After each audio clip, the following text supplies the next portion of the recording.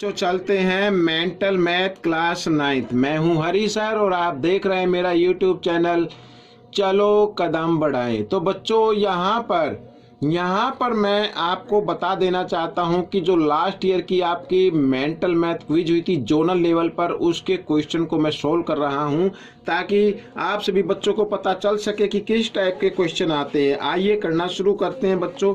Last part है ये यहाँ पर, ठीक है। और अब आपने मेरी बहुत सारी वीडियो डल चुकी है जोनल लेवल पर, डिस्ट्रिक्ट लेवल पर और रीजन लेवल पर। यहाँ पर तो आप सभी को देखेंगे तो पाएंगे कि एक बात कॉमन है कि उसी टाइप के क्वेश्चन आते हैं जोनल लेवल में भी, यानी सभी में एक ही तरीके से क्वेश्चन आते हैं। कोई ज़्यादा ये नहीं कि उसमें किसी में डिफ़िकल्ट हो किसी में इजी आए, ऐसा कुछ नहीं है। तो आइए करना शुरू करते हैं। यहाँ पर बच्चों एक्स की वैल्यू फाइंड आउट करनी है। A B parallel B C D, ये दोनों पैरेलल हैं तो ये एक ट्रांसवर्सल लाइन हो गई। बच्चों मैं इसको क्या कर लेता हूँ, ट्रांसवर्सल लाइन मान लेता हूँ, ठीक है ना। आइए यहाँ पर लिख लेता हूँ। और सबसे पहले चलो इसको हम बाद में लिखेंगे। ये लाइन तो आपको मालूम है वन लाइन कितने डिग्री पे होती है, 180 पे होती है। तो हम क्या करेंगे, यहाँ पर ये 1 की वैल्यू फाइंड आउट कर लो।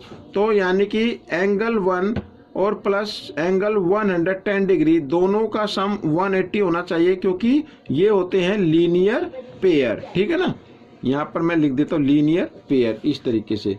अब बच्चों एंगल 1 की वैल्यू निकाल लो आप, 180 डिग्री, इधर ही प्लस है, इसको हम लेके आएंगे राइट हैंड साइड की तरफ। तो बच्चों इधर ये माइनस का हो जाएगा और माइनस किया तो 70 डिग्री आ गया, यानी ये 70 डिग्री आ गई। अब सबसे पहले देखो ए बी पैरेलल, यहाँ पर सी डी आपको एक्सप्लेन करने के लिए लिख रहा हूं, बाकी आप माइंड में करें। A B parallel C D and P Q is a transversal line.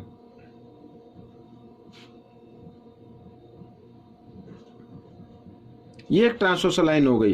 तो इसका मतलब 4x प्लस 3x इक्वल होगा 70 डिग्री, यानी ये एंगल और ये एंगल इक्वल होंगे। इन्हें बोलते हैं कोरिस्पोंडिंग एंगल, ठीक है। मैं लिख देता हूं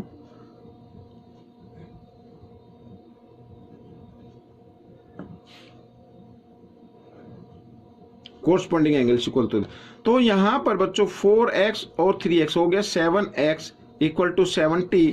इधर कर लेते हैं, x की वैल्यू निकाल लेते हैं। तो 77 इधर मल्टीप्लाई में है और इधर आकर ये डिवाइड में आ जाएगा। 7 से डिवाइड किया तो आ गया 10। ये आपका आंसर आ गया, ठीक है। x की वैल्यू आ गई 10। आइए नेक्स्ट क्वेश्चन कर लेते हैं। यहाँ भी x की वैल्यू फाइंड आउट करनी है बच्चों। अब यहाँ पर 2, ये देखो गिवन है A B parallel C D. तो आप कैसे फाइंड आउट करें, देखो ये दोनों लाइन पैरेलल है, ये एक ट्रांसवर्सल लाइन हो गई, यानी इसका नाम दे देते हैं ए बी सी डी, इसका नाम ई दे दो, यानी A E is a transversal line. और यहाँ पर ये पॉइंट बना के इसको एफ नाम दे दो, ठीक है। तो आपके लिए इजी हो जाएगा। तो ये एंगल और ये एंगल बच्चों ये कोरस्पोंडिंग एंगल इक्वल होते हैं, ठीक है। तो इसका नाम 1 रख लेते हैं। तो यहाँ पर बच्चों एंगल 1 इक्वल होगा 65 डिग्री के कोरस्पोंडिंग एंगल।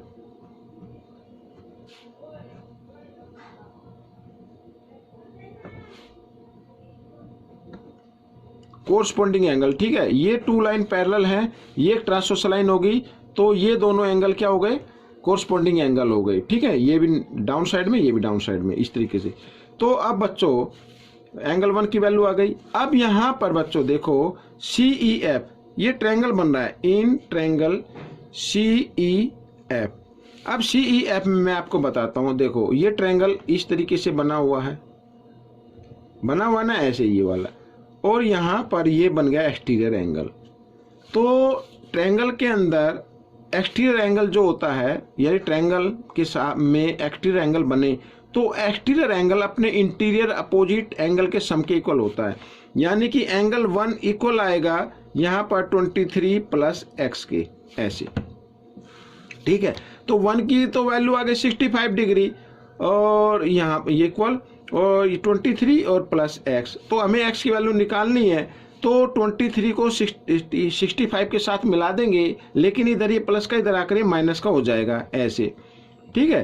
तो आइए माइनस कर लेते हैं। तो एक्स की वैल्यू आ गई, 5 में से 3 माइनस करेंगे 2, और यहाँ पर 6 में से 2 माइनस किया 4, तो 42 डिग्री आ गई बच्चों, आपका ये आंसर बन गया।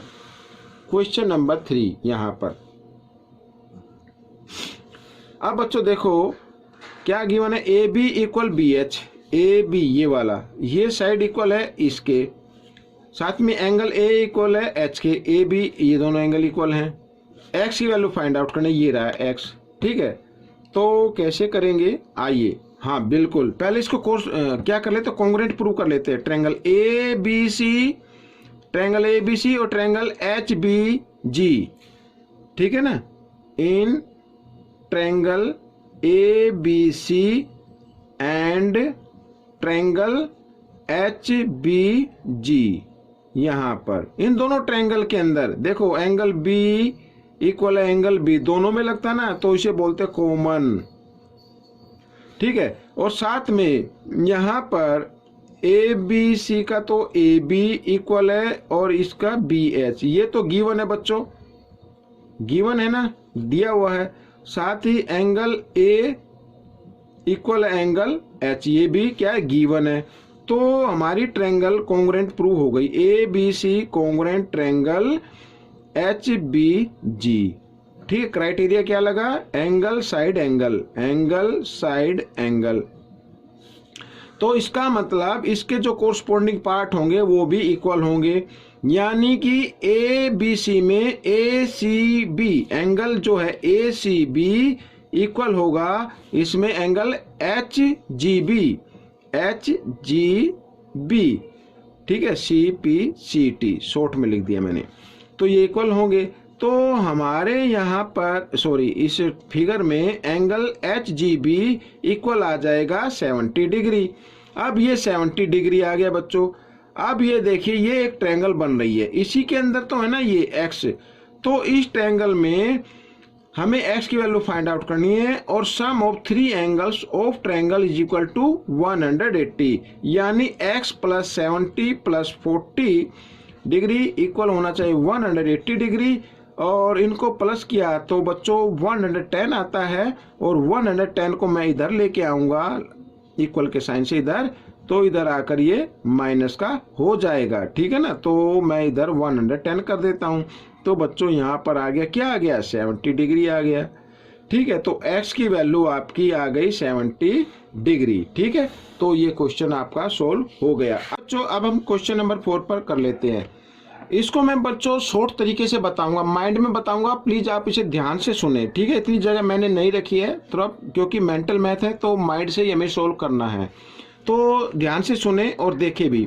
देखो हमें x फाइंड आउट करना है, और साथ में लिखा है if A D equal D B, A D equal D B ये वाली साइड है, and A C B C and C D are bisector of angle A B C A B D, ठीक है। ए बी डी के bisector given है। तो बच्चों तो हमें क्या फाइंड आउट करना है, हमें ये फाइंड आउट करना है कि x की वैल्यू, देखो ओरली बता रहा हूं मैं, ए सी और बी सी एंगल ए और बी के क्या बाइसेक्टर है, यानी ये 25 इधर है तो इधर भी 25 बनेगा और इधर भी 25 बनेगा, समझ में आ गया ना। अब यहां पर 25 और 25 कितना होता है 50, और ये भी 50, यानी एंगल ए और एंगल बी इक्वल आ गए, तो इसकी अपोजिट साइड तो इक्वल गिवन है ही साथ में।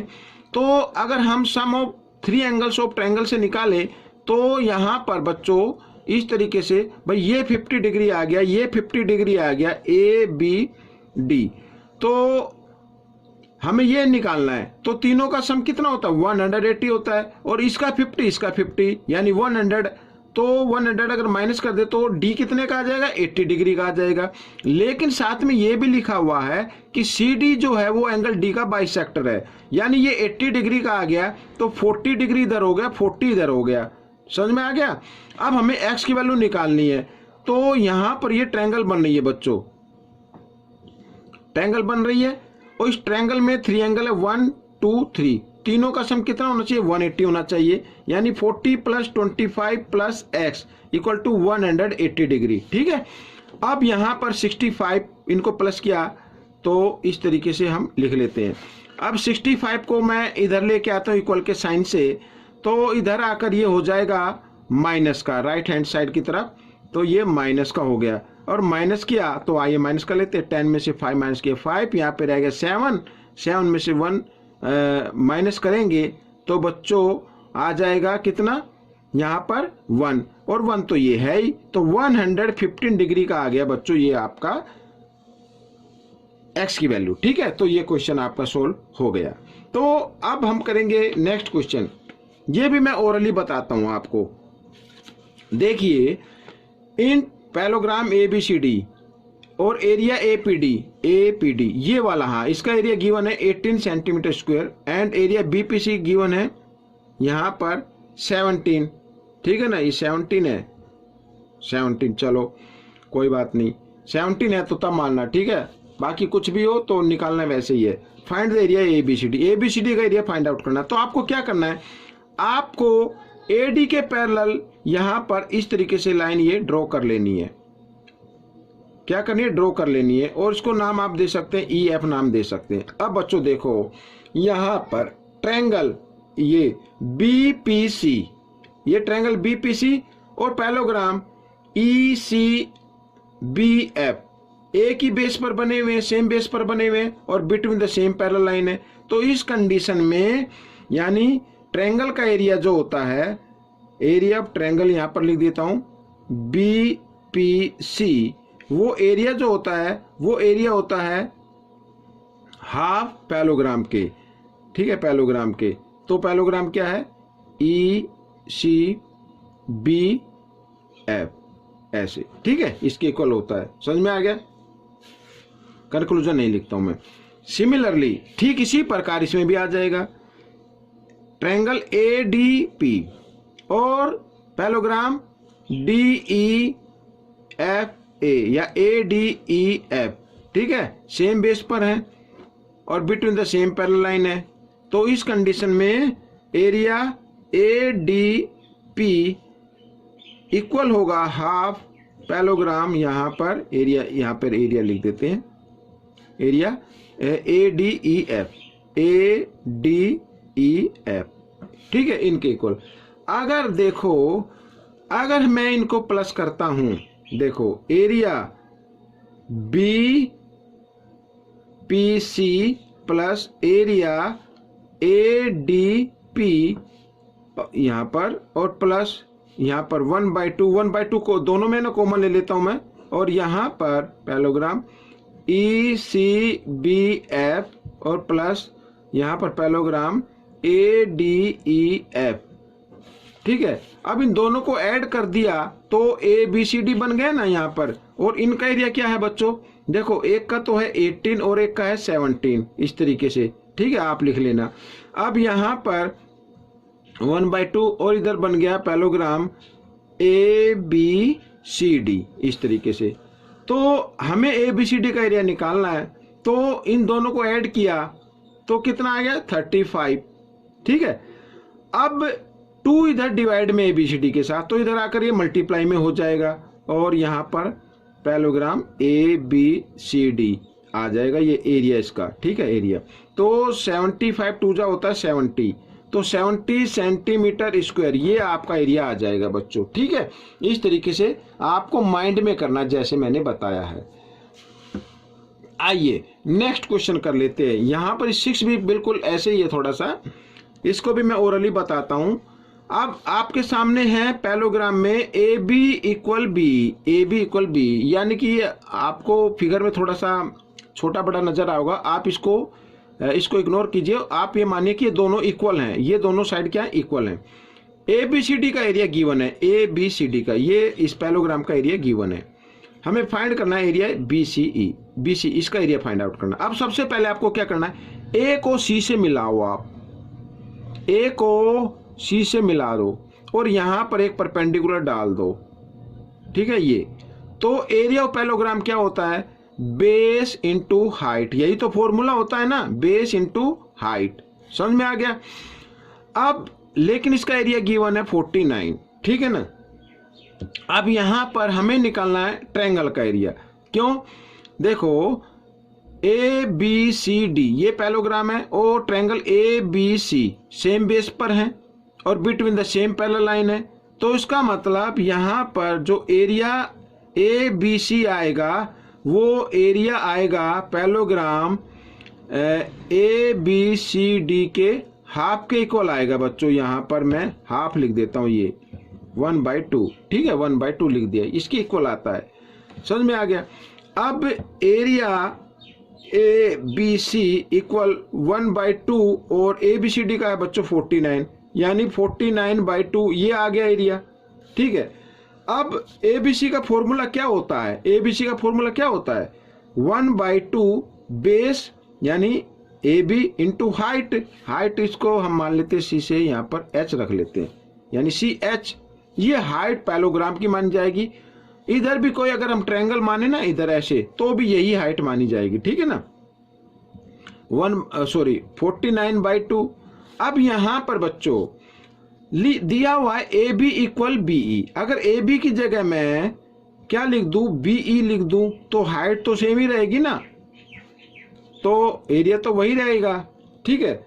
अब यहां पर 1/2 B E into C H, तो ये फॉर्मूला बनता है कौन से ट्रायंगल का? बी सी बी, ये रहा बी सी ई का, ठीक है, ये बी सी ई का फॉर्मूला बन गया। यानी area triangle B C E equal आ गया 49/2। ये आपका आंसर आ गया, ठीक है, ये आंसर है आपका। अगर आप चाहे तो इसको आप 2 से डिवाइड करके भी लिख सकते हैं। 2 2 जा 4, यहाँ पर 9 आ गया, आगे 2 4 जा 8, इस तरीके से। तो 24.5 आप 24.5 सेंटीमीटर स्क्वायर ये भी लिख सकते हैं, ठीक है। तो बच्चों ये पार्ट कंप्लीट हो गया। आपको कैसा लगा मुझे जरूर बताएं, इसमें से सीखकर दूसरों को जरूर सिखाएं। मिलते हैं अगले पार्ट में, तब तक के लिए थैंक्स।